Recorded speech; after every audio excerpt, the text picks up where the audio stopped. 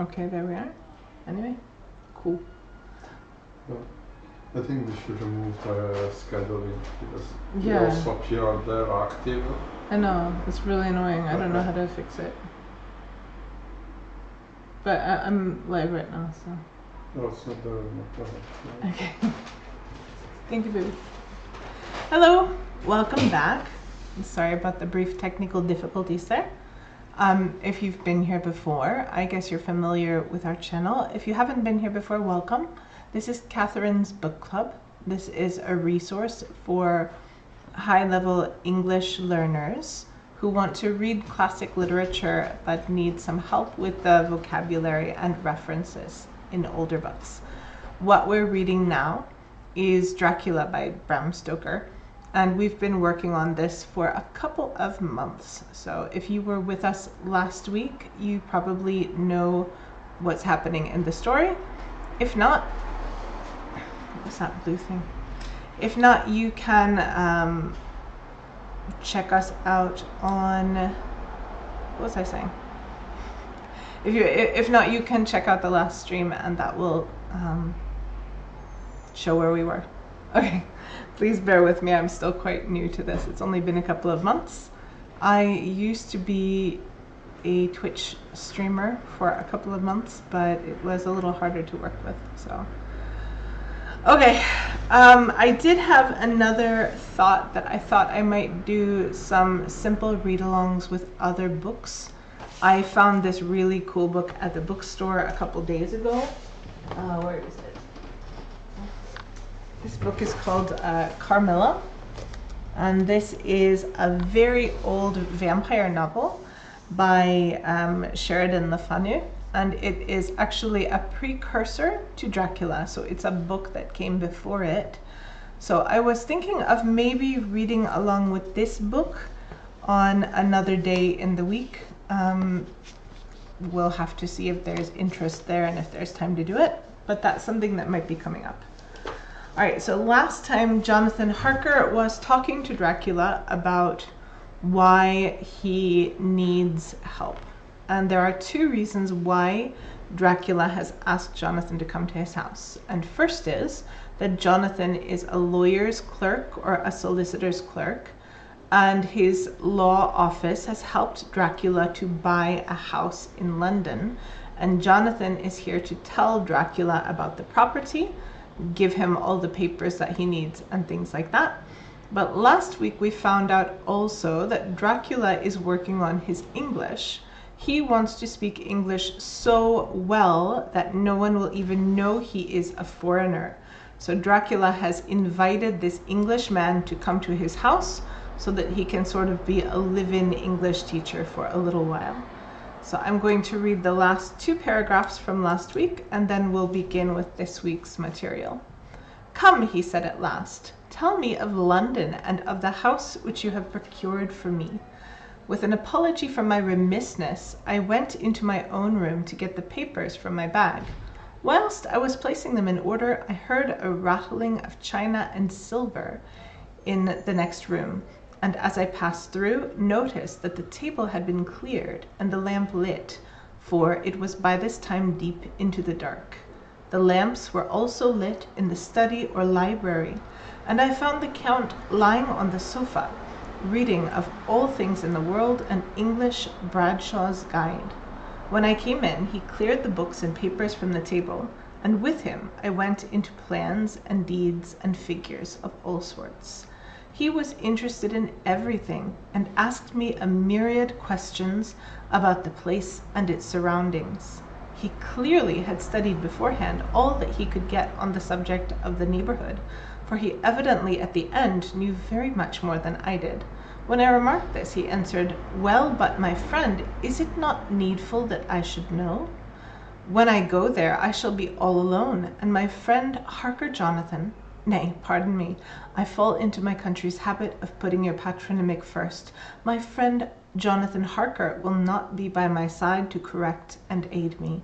He will be in Exeter, miles away, probably working at papers of the law with my other friend, Peter Hawkins." So, all right, so we're going to continue reading through this chapter. paragraph by paragraph, and after each paragraph I will stop and go over the vocabulary and so forth. Okay. We went thoroughly into the business of the purchase of the estate at Purfleet. When I had told him the facts and got his signature to the necessary papers, and had written a letter with them ready to post to Mr. Hawkins, he began to ask me how I had come across so suitable a place. I read to him the notes which I had made at the time, and which I inscribe here. At Purfleet, on a by-road, I came across just such a place as seemed to be required, and where was displayed a dilapidated notice that the place was for sale. It was surrounded by a high wall of ancient structure, built of heavy stones, and had not been repaired for a large number of years. The closed gates are of heavy old oak and iron, all eaten with rust. And let's just continue. So this is the same description. The estate is called Carfax, no doubt a corruption of the old Carfax, as the house is four-sided, agreeing with the cardinal points of the compass. It contains in all some 20 acres, quite surrounded by the solid stone wall above mentioned. There are many trees on it, which make it in places gloomy, and there is a deep, dark-looking pond or small lake, evidently fed by some springs, as the water is clear and flows away in a fair-sized stream. The house is very large, and of all periods back, I should say, to medieval times, for one part is of stone immensely thick, with only a few windows high up and heavily barred with iron. It looks like part of a keep, and is close to an old chapel or church. I could not enter it, as I had not the key of the door leading to it from the house, but I have taken with my kodak views of it from various points. The house had been added to, but in a very straggling way, and I can only guess at the amount of ground it covers, which must be very great. There are but few houses close at hand, one being a very large house only recently added to, and formed into a private lunatic asylum. It is not, however, visible from the grounds. All right, so now we have learned about the house where Dracula will live when he goes to London. So this is what Jonathan Harker, our protagonist, is telling to Dracula. So we went thoroughly into the business of the purchase of the estate at Purfleet.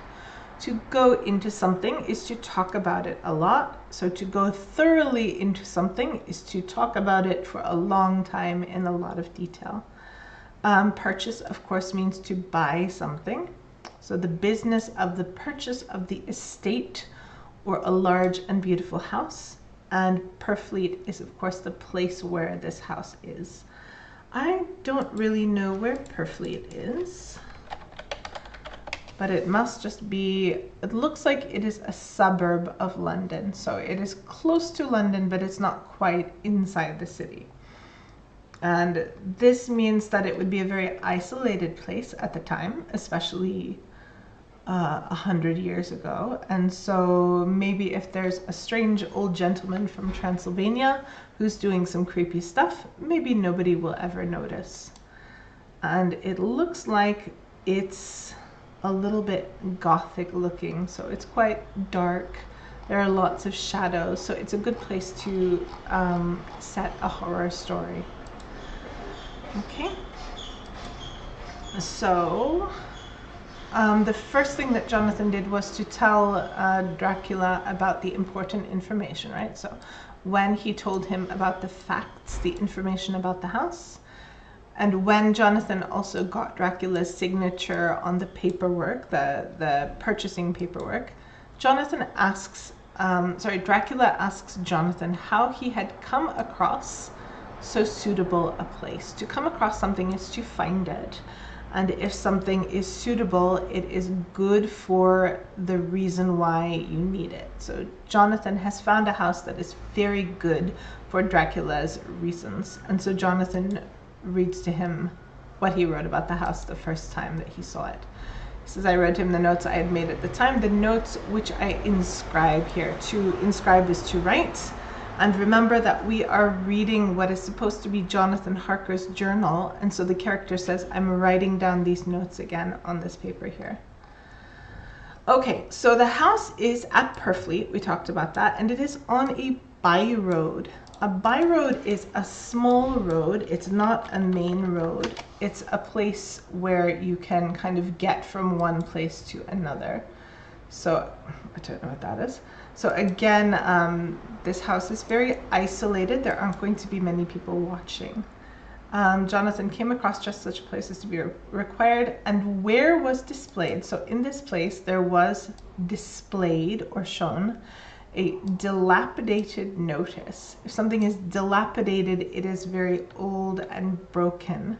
A dilapidated notice that the place was for sale.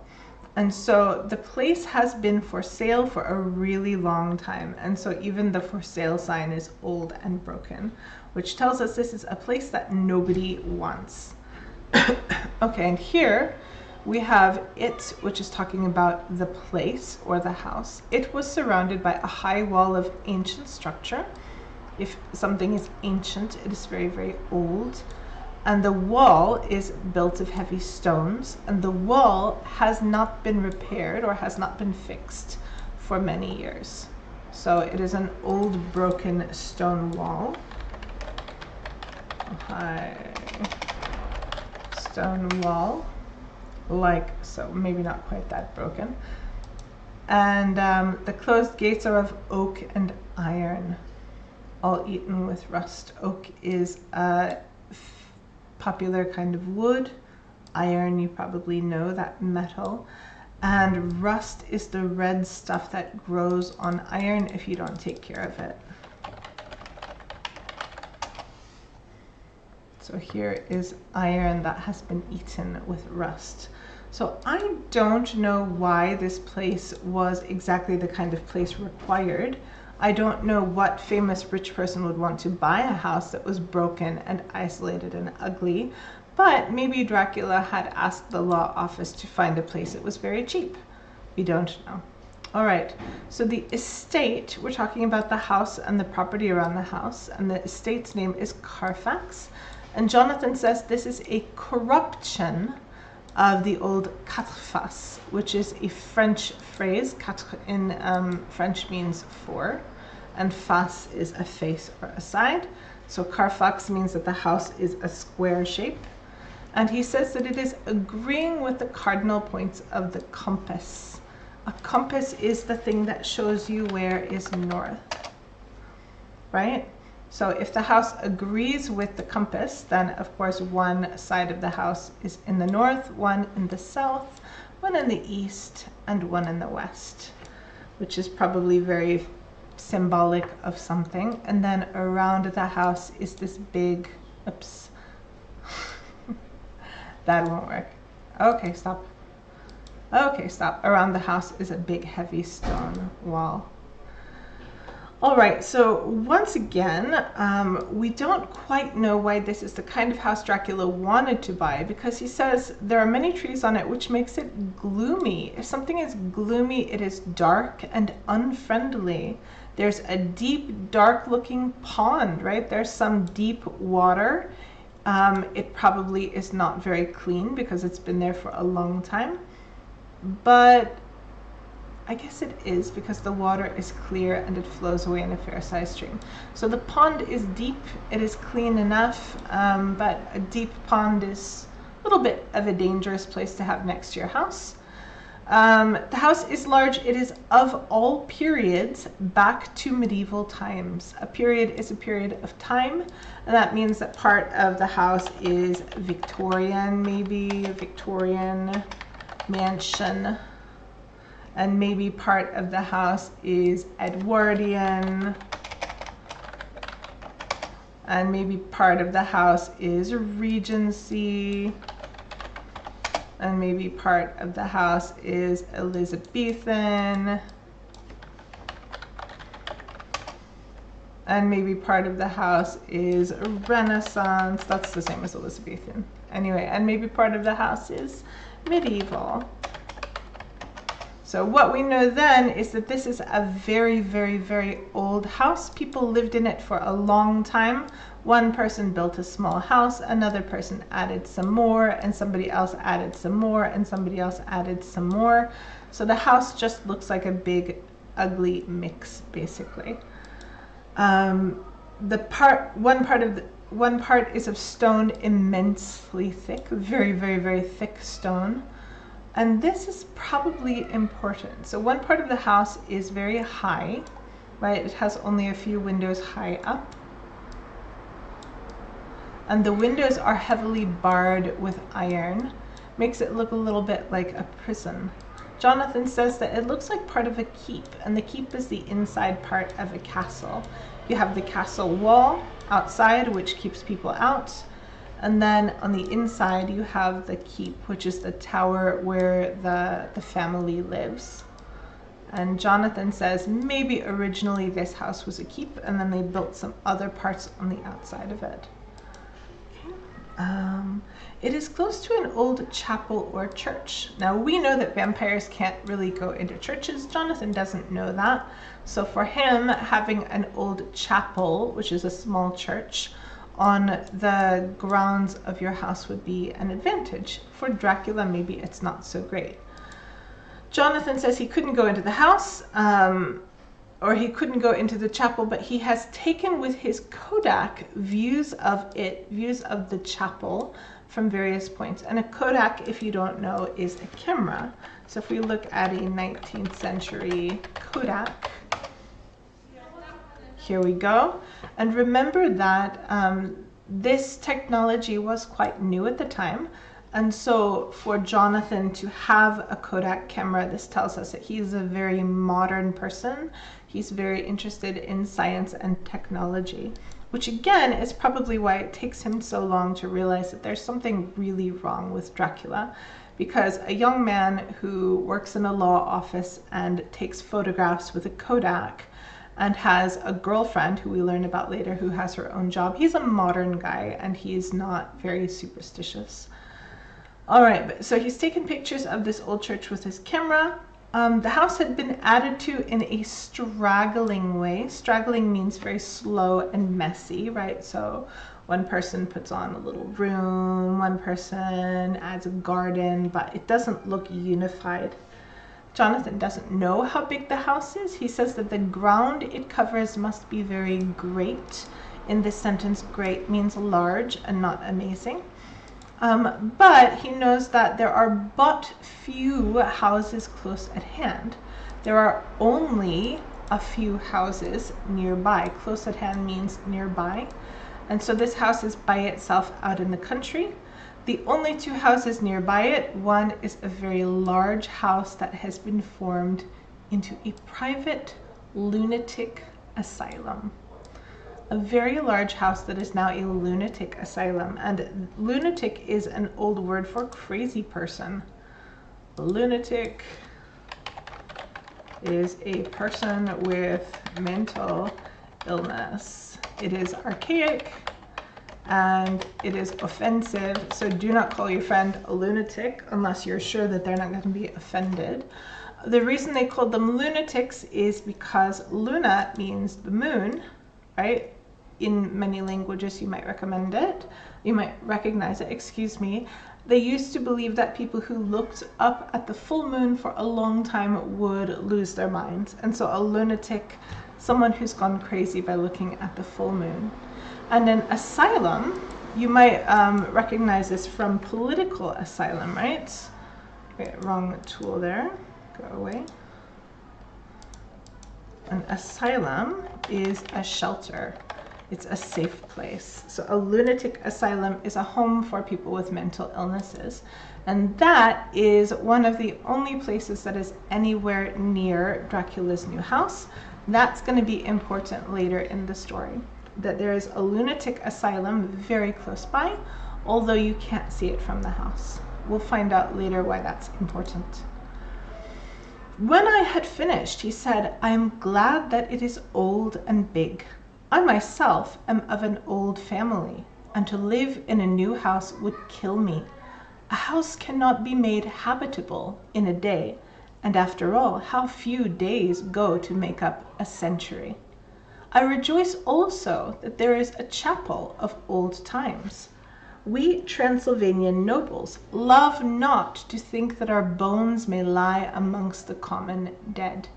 I seek not gaiety nor mirth, nor the bright voluptuousness of much sunshine and sparkling waters which please the young and gay.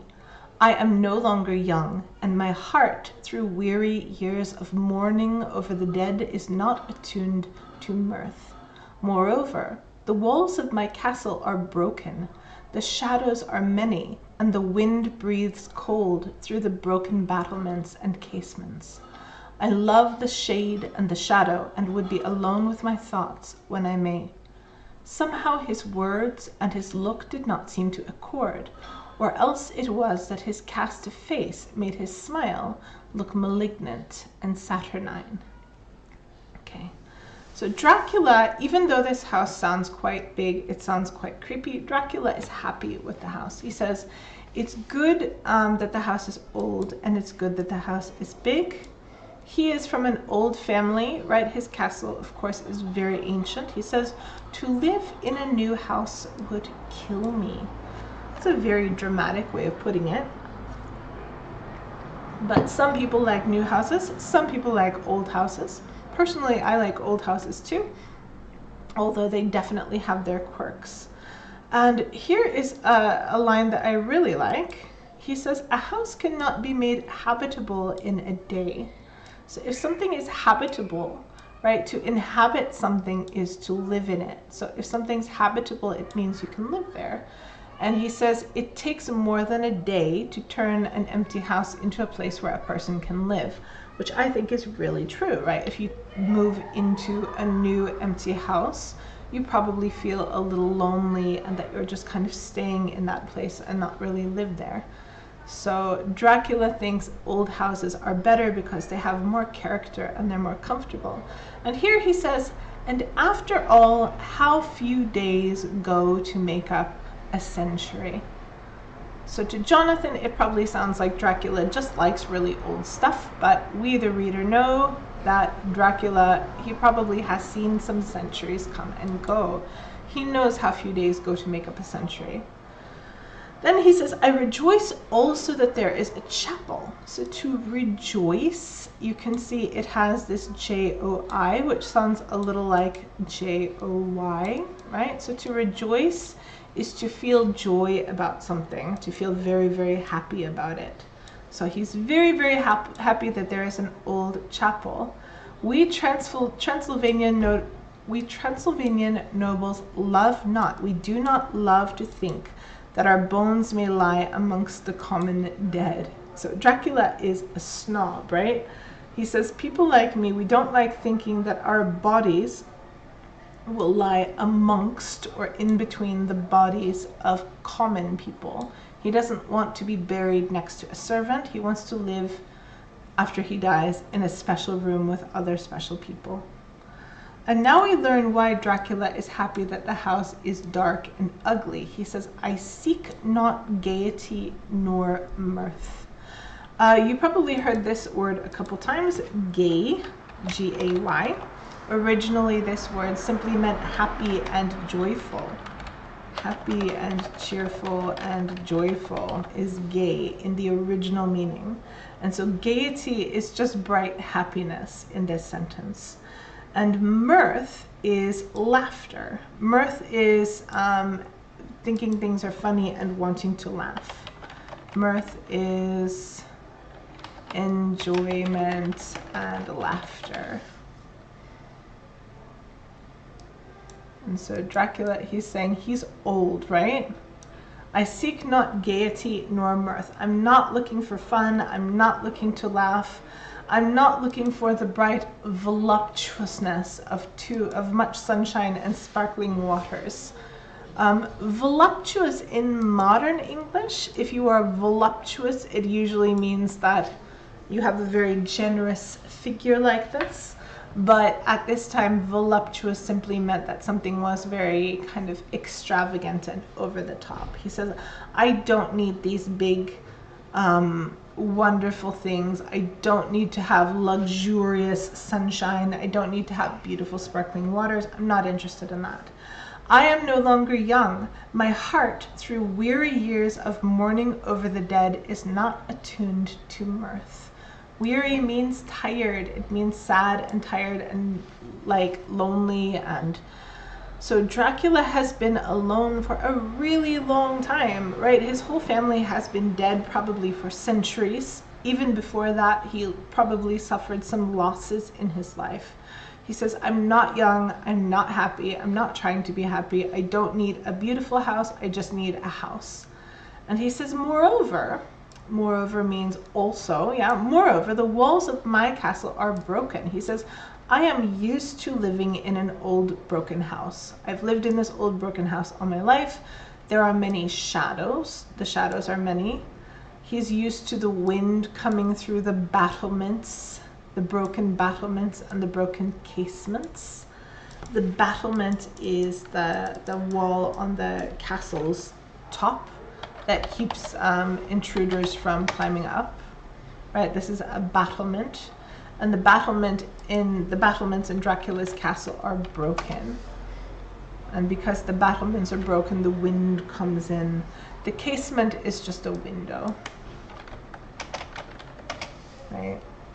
So his windows are broken, the battlements are broken, and so Dracula's current house, where he lives now in Transylvania, it's very cold and drafty. It's always windy. It's always dark and leaky. I love the shade and the shadow, and I would be alone with my thoughts when I may. So you probably know this word would, but in this context, he's saying I want to be, right? I would be means, in this case, I would be means I want to be. I would be alone means I want to be alone. Does not always mean that in this particular sentence. It does. I would be alone with my thoughts when I made. So this last sentence gives us an interesting hint about him, though.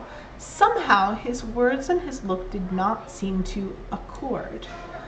Accord, you might have heard before. To accord is to go along, to agree with something nicely. So Jonathan says what Dracula is saying and the way that Dracula was looking were not the same, right? Because you would expect him to say, oh, you know, I'm very old, I'm very sad. You would expect kind of a sad and lonely and resigned expression on Dracula's face when he's making this speech. But actually, Jonathan says maybe that Dracula's cast of face, remember Dracula has this big sharp nose, he has a cruel smile, he has red lips and pointed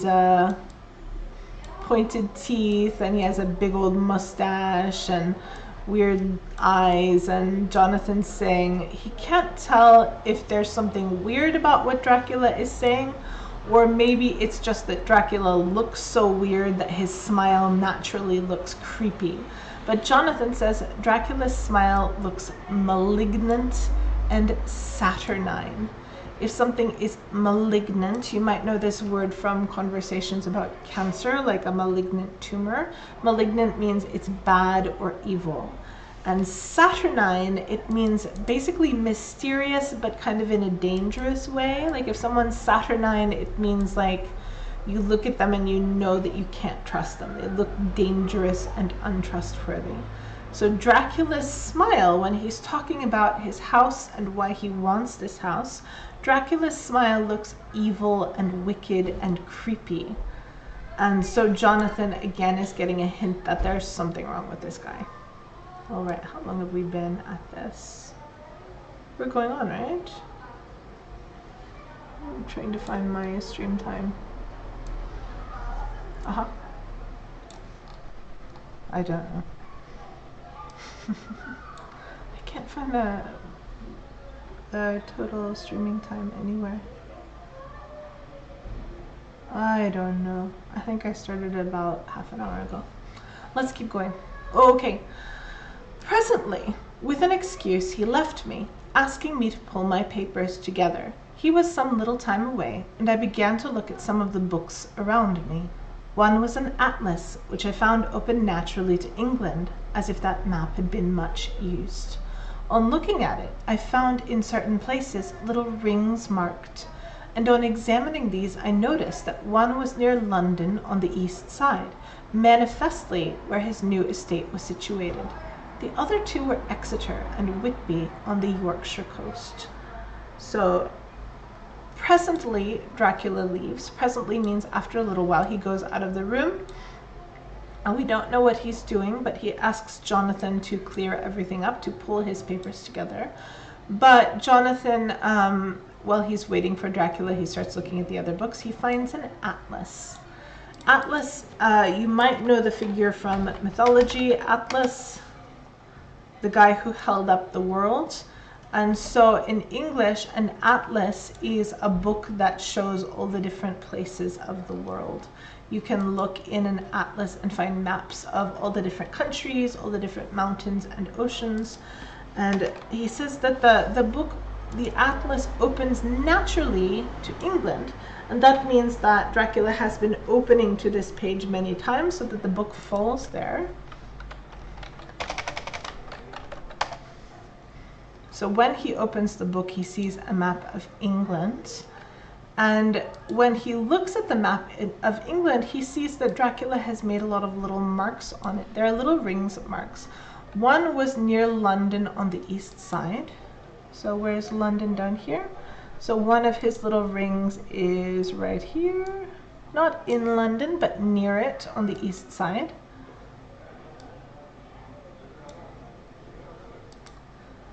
And that is clearly in exactly the place where Dracula is going to move. The other rings are in Exeter and in Whitby. So here's Exeter. Where's Exeter? Here. And Whitby is up here. As for me, I'm not from England. I'm not from the UK. I don't really know anything about these places. I would guess from right now that these are places where Dracula was thinking of moving. So maybe there is something in English culture that says that these are creepy places, or there's some other reason why a vampire would want to move there. But we know that for some reason Dracula was interested in those two cities. Okay. Moving on. All right, so the Count Dracula is gone for a long time. But finally he comes back. It was the better part of an hour when the Count returned. Aha, he said, still at your books. Good, but you must not work always. Come, I am informed that your supper is ready. He took my arm and we went into the next room, where I found an excellent supper ready on the table. The Count again excused himself, as he had dined out on his being away from home, but he sat as on the previous night and chatted whilst I ate. After supper I smoked as on the last evening, and the Count stayed with me, chatting and asking questions on every conceivable subject, hour after hour. I felt that it was getting very late indeed, but I did not say anything, for I felt under obligation to meet my host's wishes in every way. I was not sleepy, as the long sleep yesterday had fortified me, but I could not help experiencing that chill which comes over one at the coming of dawn, which is like, in its way, the turn of the tide. They say that people who are near death die generally at the change to dawn, or at the turn of the tide. Anyone who has, when tired, and tied as it were to his post, experienced this change in the atmosphere, can well believe it. All at once we heard the crow of the cock coming up with preternatural shrillness through the clear morning air. So now we see how Jonathan and Dracula spend their night. Dracula is gone for the better part of an hour. The better part of something means most of something. And the Count says, you must not work always. Come, I am informed that your supper is ready. To inform someone about something is to tell them about it. So Dracula says, they tell me your supper is ready. But remember, we have not seen anyone else in this castle so far, so we don't know who is going to be telling him this. But when they go into the other room, there's food on the table. There's an excellent supper on the table. And the Count excuses himself. This phrase can mean a few different things. It can mean he says, excuse me, I'm sorry, I must leave, or excuse me, I'm sorry that I offended you. But in this case, the Count is excusing himself from eating, because it's a little strange to sit your guests down at the table but not eat with them. But the Count excuses himself. I'm so sorry, I'm not going to eat dinner because I dined out, right? He ate dinner out. He ate dinner at a restaurant while he was away from home. But just as the previous night, which means just like the night before, previous means the one before now. So just as on the previous night, Dracula sat and chatted while Jonathan ate. So Jonathan is eating and Count Dracula is talking to him all night long, right? They eat supper, and then after supper, Dracula gives him those cigars again, and the Count sits with him and he interrogates him, right? He asks him question after question after question after question. What is a street light? What is a carriage? What is a taxi? Who's the president? Not president, I guess. Who's the prime minister? Who's the queen?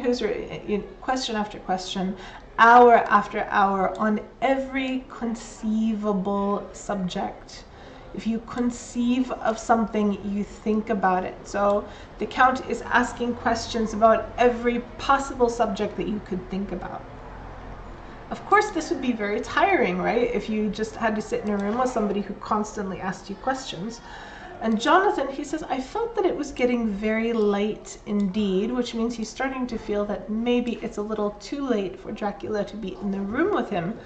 But he didn't say that because he says, I felt under obligation to meet my host's wishes. If you are under an obligation, if you are obligated to do something, an obligation is something you must do. You don't have any excuse. Obligation is something you must do.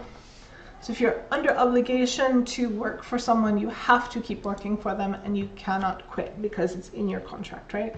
So Jonathan feels under obligation to meet Dracula's wishes. That means he feels like he should do anything his host wants him to do because Dracula, number one, has been very kind to him. Number two, Dracula has paid for him to come all of this way. And Jonathan is working, right? So he can't just say, okay, bye, because this is his client, this is his customer. Okay, so remember that yesterday Jonathan slept basically all day. He slept all night and all day because he had that weird, long, creepy carriage ride and he was scared and he was lonely and he was tired. So he slept for probably 14 or 15 hours the night before. So he's not really sleepy right now. But he says, I could not help experiencing that chill which comes over one at the coming of the dawn. Dawn, you must know, is sunrise, when the sun goes up. And Jonathan says that before dawn, you feel a kind of chill. You feel like a cold, nervous feeling. I don't know if I've ever felt this myself, but Jonathan says that it's something that you always feel when it's in the morning and the sun is going to rise. And he says, I could not help experiencing it or feeling it. He feels that the sun is about to go up. This is kind of interesting. He talks about how people, when they die, people usually die at times of transition. They might die right when the sun is going up, when it's turning from night into day, or they might die at the turn of the tide. The tide is when the water, tide is when the water comes higher or lower on a beach, depending on the time of day. If we look at high tide or low tide, you can see sometimes that the water is higher, sometimes the water is lower. This is called the tide. And Jonathan says that some people who are old and sick, they die when the sun comes up, when it's becoming morning, and some people die in the moment between high tide and low tide, in that time of transition and change. Okay. All right, and then you might have noticed this word. He said, we heard the crow of the cock. that might have been a strange phrase for you. Please know that this word cock originally just means a male bird, okay? So a peacock, for example, is a male peafowl. Peacock, right? This bird is a boy. If I write peahen, this bird is a girl. So chickens are the same way. Chickens are the most common big birds that were used in England at the time. So if you just say a hen, you mean a girl chicken. And if you just say a cock, but of course, for obvious reasons, I'm not going to type that. Nowadays, it's more commonly written cockerel, just to make it very clear what you're talking about. In the USA, we usually call them roosters. Same thing. That's what we're talking about. And so when a rooster or a cockerel or a cock crows, they make that sound, right? Coming up with preternatural, which means very strange, shrillness through the morning air. A shrill sound is a very high, like very high, harsh sound. So Dracula and Jonathan are talking all night long. Suddenly he hears the rooster crow. And this surprises Dracula. Count Dracula, jumping to his feet, said, "Why, there is the morning again. How remiss I am to let you stay up so long. You must make your conversation regarding my dear new country of England less interesting, so that I may not forget how time flies by us." And with a courtly bow, he quickly left me. So Dracula hears the rooster, he goes, whoop, bye, and he leaves the room, right? He says that he was remiss to let Jonathan stay up too long. If you're remiss, it means that you don't do the right thing. You don't do what you should do. So Dracula says, "Oh, I'm such a bad host. I'm so sorry I kept you awake." Of course, you know why Dracula doesn't want to be by the window when the rooster is crowing, because that's when the sun comes up. All right, he says, "Stop being so interesting, because I didn't notice that time was flying." I don't know if you know the English expression "time flies." In the US, we often say time flies when you're having fun. It means time goes by really quickly. It flies like a bird if you're having a good time. Oh, I don't know how to use this mural. I should play with this. Making arrows on the paper. I don't know what I'm doing. So Dracula hears the rooster crow. He says, "Whoops, time for bed," and he leaves. All right. I went into my room and drew the curtains, but there was little to notice. My window opened into the courtyard. All I could see was the warm gray of the quickening sky. So I pulled the curtains again and have written of this day. So Jonathan, he says he drew the curtains. Do you remember this word, right? The past tense of draw is drew. So he pulled the curtains open. He went into his room, pulled the curtains open, nothing to see, right? His room opens into a courtyard. Castle courtyard is the space in the middle of the castle. And there's just nothing to see there but the stone walls and the quickening sky. So quickening means becoming alive. To quicken is to become alive. So Dracula sees the quickening sky because the sun is rising and all the colors are coming into the sky. But there's nothing else to see. So he closes the curtains, he pulls the curtains closed, and now he has spent all this time, he says, writing in his diary. And that is the end of that diary entry. And now we're going to move on to the 8th of May. I think the last entry was the 7th of May. You have to kind of pretend that it's normal to write such long entries in your diary, but if you weren't here for the earlier streams, Jonathan is writing in a special shorthand. He has a code to write words very quickly that lets him write these entries that are so long. So that's how they explain the long story written by hand in an old book. All right, so now we're on the 8th of May. Let's go for maybe 10 more minutes. 8th of May. I began to fear as I wrote in this book that I was getting too diffuse, But now I am glad that I went into detail from the first, for there is something so strange about this place and all in it that I cannot but feel uneasy. I wish I were safe out of it, or that I had never come. It may be that this strange night existence is telling on me, but would that that were all. If there were anyone to talk to, I could bear it, but there is no one. I have only the Count to speak with, and I fear I am myself the only living soul within the place. Let me be prosaic so far as facts can be. It will help me to bear up, and imagination must not run riot with me. If it does, I am lost. Let me say at once how I stand or seem to. So this is where Jonathan realizes for sure he is in big trouble, right? So he says, I began to fear that I was getting too diffuse. If something is diffuse, it's not concentrated, but it's kind of spread out, right? Because we remember Jonathan wrote us this long entry, lots of details, talks about their conversation, the cigars, the mountains, the food, and Jonathan said he was worried that he was being too detailed. But now he's glad. I'm glad I went into detail because there's something so strange about this place that he's starting to feel uneasy, which is an easy word to understand. We simply break it into two words. We have which means not, and then we have easy. The trick is that you might think that easy means not difficult, which it does, but easy can also mean relaxed. If you're easy, you're relaxed and comfortable. So if you're uneasy, you are stressed and you are uncomfortable. Jonathan is starting to feel that something is really wrong. He says, I wish I were safe out of it. He wishes he were in another place and safe from everything that's happening here. Or he wishes he'd never come here. He says, maybe this strange night existence is telling on him.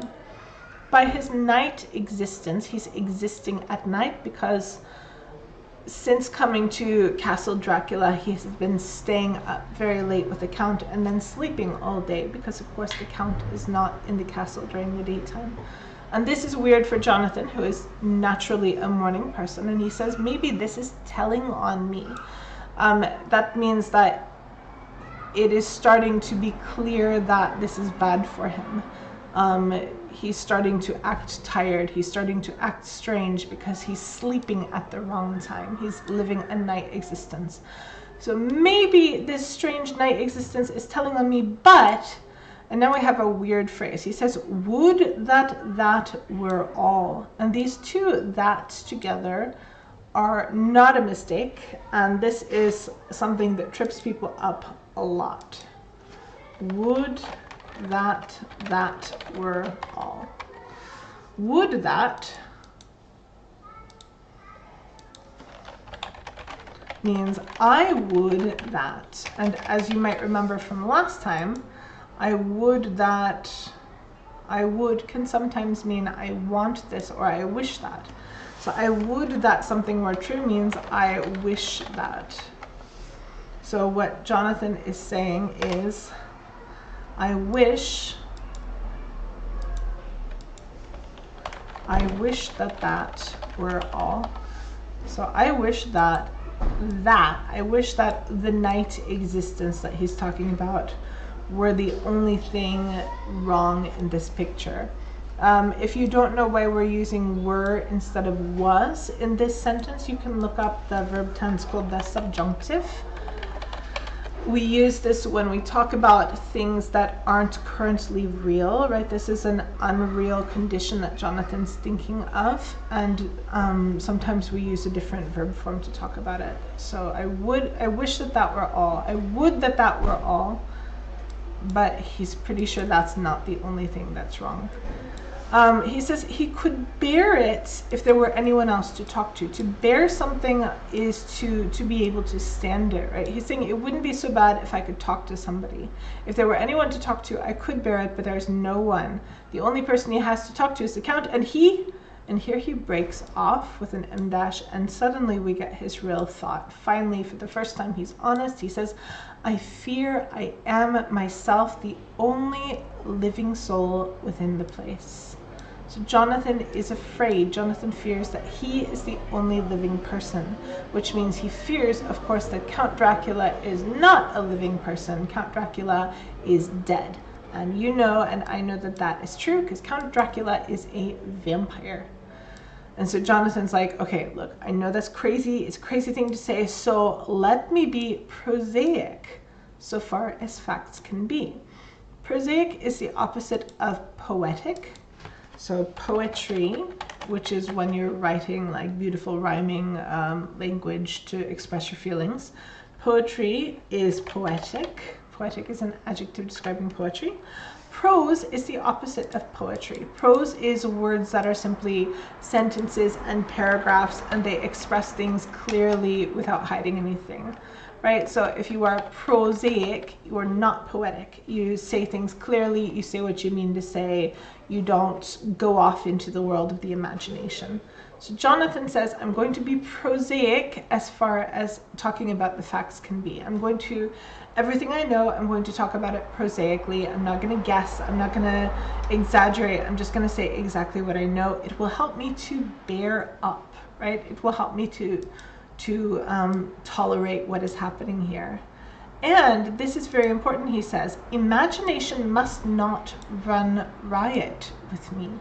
Have you seen the word riot? We see it in the news. If many people go out and kind of lose control and run around and destroy things. So to run riot is, oh, loud car out there.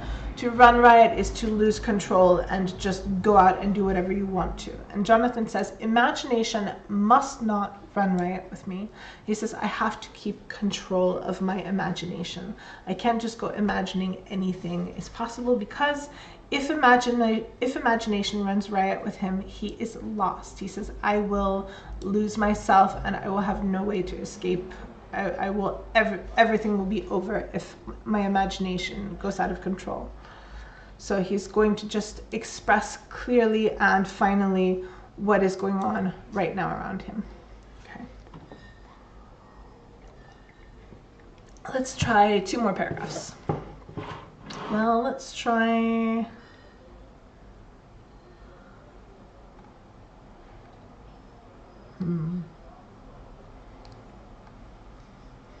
Let's maybe go through here. All right. I only slept a few hours when I went to bed, and feeling that I could not sleep anymore, got up. I had hung my shaving glass by the window and was just beginning to shave. Suddenly, I felt a hand on my shoulder and heard the Count's voice saying to me, "Good morning." I started, for it amazed me that I had not seen him, since the reflection of the glass covered the whole room behind me. In starting, I had cut myself slightly, but did not notice it at the moment. Having answered the Count's salutation, I turned to the glass again to see how I had been mistaken. This time there could be no error, for the man was close to me and I could see him over my shoulder. But there was no reflection of him in the mirror. The whole room behind me was displayed, but there was no sign of a man in it except myself. So you might remember, Jonathan noticed when he came to his rooms that there was no mirror, which for an Englishman who is used to shaving his face every morning is very inconvenient, right? You would expect there would be a mirror in your guest room if you go to somebody's house, but there wasn't. So Jonathan has a little shaving glass. He has a little shaving mirror. Right? He has a little glass that he's brought with him. And he's hung it up on the wall, and in this reflection of this shaving glass he can see everything that's behind him. You can see, actually I have a little mirror up there coincidentally, probably about that size, and he starts to shave, and suddenly someone touches him on the shoulder and the Count talks to him. And of course this freaks Jonathan out because he did not see the Count's reflection in the glass. Right? Your reflection is what you see when you look in the mirror. But again, in folklore, vampires do not have reflection. So if you look at a mirror and there is a vampire with you, you're only going to see yourself, like so. And of course, this is probably why Dracula doesn't keep any mirrors in his guest room, because he doesn't want anyone to know that he's not there. So Jonathan, he says, I started, which in modern English means to begin, right? To start is to begin. But to start can also be to be startled. So like, whoa, like that. So he kind of jumps a little bit because he's amazed. He's like, whoa, where'd you come from? But in starting, he cut himself slightly because, of course, Dracula is shaving and he goes, whoa, and he cuts himself on the cheek. But he doesn't notice it right away because he's so surprised. So he answers the count's salutation. A salutation is a greeting, right? Oh, good morning. And so he says, good morning. He turns back. He says, nope, he's still not there in the mirror. But then something else happens that's really a little bit dangerous for Jonathan. This was startling, and coming on the top of so many strange things was beginning to increase that vague feeling of uneasiness which I always have when the Count is near. But at the instant I saw that the cut had bled a little, and the blood was trickling over my chin, I laid down the razor, turning as I did so half round to look for some sticking plaster. When the Count saw my face, his eyes blazed with a sort of demoniac fury, and he suddenly made a grab at my throat. I drew away, and his hands touched the string of beads which held the crucifix. It made an instant change in him, for the fury passed so quickly that I could hardly believe that it was ever there. So Jonathan has cut his cheek while he's shaving. So here's Jonathan. And he goes, whoops, you startled me. And blood is starting to fall out of his cheek, right? Because he's cut it with a razor. The razor, of course, is this object here. This is a razor. Spelled also razor, I think. But I'm American. We use the Z. Rasoir in French. All right, and so Jonathan says he saw that the cut had bled a little bit, right? Bled is the past tense and past participle of bleed. Oh my gosh, this thing. So it bleeds, it bled, it had bled, right? So Jonathan sees there's blood coming from his face and trickling down his face. He puts his razor down. He looks for a plaster. He looks for a Band-Aid or something to cover his face, whatever they used to use. And then the Count sees him. He sees the blood. His eyes blaze, right? To blaze is to burn. His eyes blazed with demoniac fury. The word demon you probably know, right? A demon is one of Satan's friends. It's a creature or a monster that lives in hell. And so demoniac means demon-like. So the Count, his face goes, rah! He looks crazy. He looks furious and angry like a demon, and he tries to grab for Jonathan's throat, for his neck. But lucky for Jonathan, I don't know if you remember, but Jonathan had a crucifix, because when a crucifix is like a cross with a picture of Christ on it, and in this case it's a crucifix rosary. Jonathan is not Catholic, he doesn't know what it's called. Remember when Jonathan was traveling to Transylvania from Bistritz, he met some peasants, and when they found out that Jonathan was going to Castle Dracula, they said, oh my god, what are you thinking? You're gonna die, we don't want you to die. And one really nice old lady, I want to say, gave him a crucifix, and Jonathan let this peasant person put it around his neck. So the Dracula tries to strangle Jonathan, he touches this crucifix, and suddenly he's not dangerous anymore, right? He pulls back right away. It made an instant change. The fury or the anger passed so quickly that it was like nothing had ever changed. Take care, he said. Take care how you cut yourself. It is more dangerous than you think in this country. Then, seizing the shaving glass, he went on, and this is the wretched thing that has done the mischief. It is a foul bauble of man's vanity. Away with it. and opening the window with one wrench of his terrible hand, he flung out the glass, which was shattered into 1,000 pieces on the stones of the courtyard far below. Then he withdrew without a word. It is very annoying, for I do not see how I am to shave, unless in my watch case or the bottom of the shaving pot, which is fortunately of metal. So, take care means be careful, right? So the Count says, be careful about cutting yourself. It's more dangerous than you think, because of course if you cut yourself in most places you bleed. If you cut yourself in Transylvania, Dracula eats you. It's more dangerous here. So then he took the shaving glass, right? To seize is to grab it suddenly in your hands. So he grabbed the shaving glass off the wall, he threw it out the window. He said, this is the wretched thing. Wretched is like a horrible, miserable, worthless thing, right? This is the wretched thing that has done the mischief. Mischief is like bad or troublesome behavior. So he said it was this thing that caused the problem. It is a foul bauble of man's vanity, which is really funny. So a bauble is like a cute, useless, decorative object. It's something that you really don't need to have in your house, like a Christmas bauble.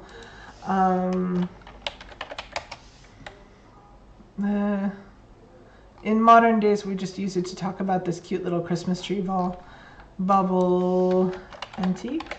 I don't know. No, these are just antique Christmas ornaments. Anyway, just know that originally a bauble is just like a little thing. It's a pretty thing that nobody actually needs, right? So Dracula says it's a foul bauble. It's a disgusting little toy. Men only have it because of vanity. Vanity is from the word vain. Vain is an adjective, and vanity is the associated noun.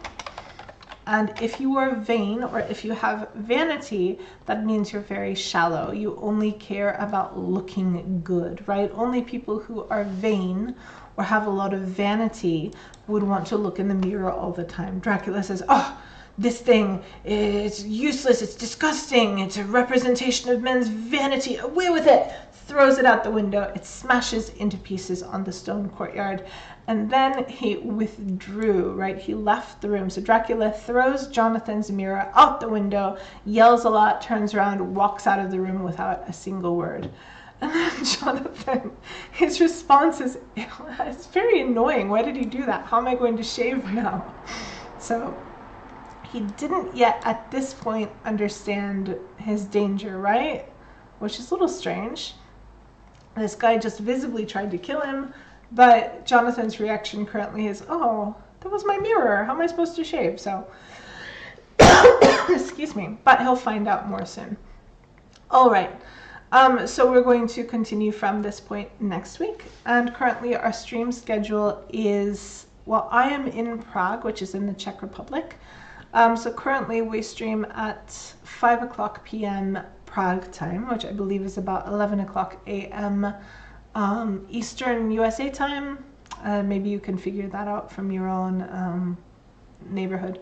But thank you for checking it out if you checked it out, and I hope I will see you again in a future stream. Have a good week. Goodbye.